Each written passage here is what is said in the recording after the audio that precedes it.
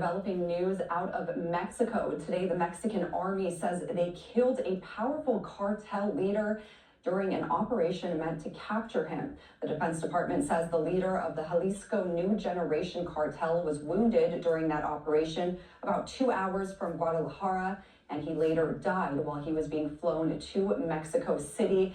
And this is a very powerful cartel there in Mexico. The leader now killed by the Mexican army, according to the Defense Department there. For more on this story, let's bring in Chris Dalby. He is an investigative journalist and author of CJNG, a guide to Mexico's deadliest cartel. Thank you so much for being here, Chris. It's an absolute pleasure, Shonda. Thank you for having me.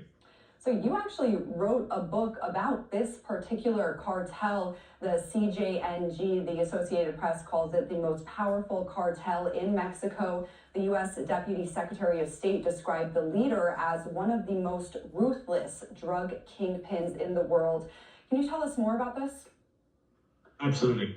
If you've heard about the worst of Mexican cartel violence, the most abhorrent acts, the bodies, the decapitated corpses, the videos, a lot of that begins with the CJNG.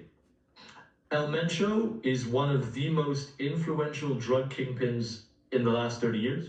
I would put him at the same level as Pablo Escobar and El Chapo when it comes to the quantity of drugs that his organization has moved in Mexico, in the United States, and further abroad. He is directly and indirectly responsible for the deaths of thousands of people in Mexico and through drugs in the United States. The problem is that while he absolutely deserved to face justice, removing him removes the man who kept the CJNG united.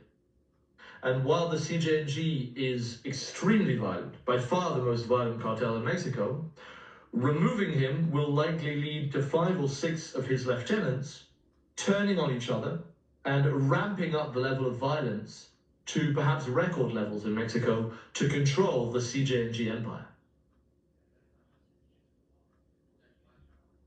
And that's exactly what I was going to ask you. Now that he's dead, what does that mean for this operation? Who takes the lead? And will there be maybe more retaliation from the cartel now that this has happened?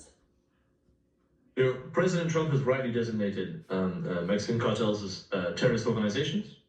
And El Mencho had a bounty on his head of $50 million for anyone giving information that led to his capture. As I said, El Mencho needed to face justice. But the kingpin strategy, as we call it, which is where you focus on removing the kingpin, the head of the cartel, and that's your sole focus, has a major problem. Because the kingpins are often the ones controlling an organization. And when they are removed, and we've seen it with Escobar, we've seen it with El Chapo, and we're going to see it with El Mencho, that unifying force, that cult of personality goes away. There are 5 or 6 leaders of the CJNG, which I identify in my book, who all have significant manpower, drug trafficking potential, contacts in the US, money laundering options, and incredible finances and weaponry that they will absolutely use if they think that they can claim a piece, if not all, of the CJNG.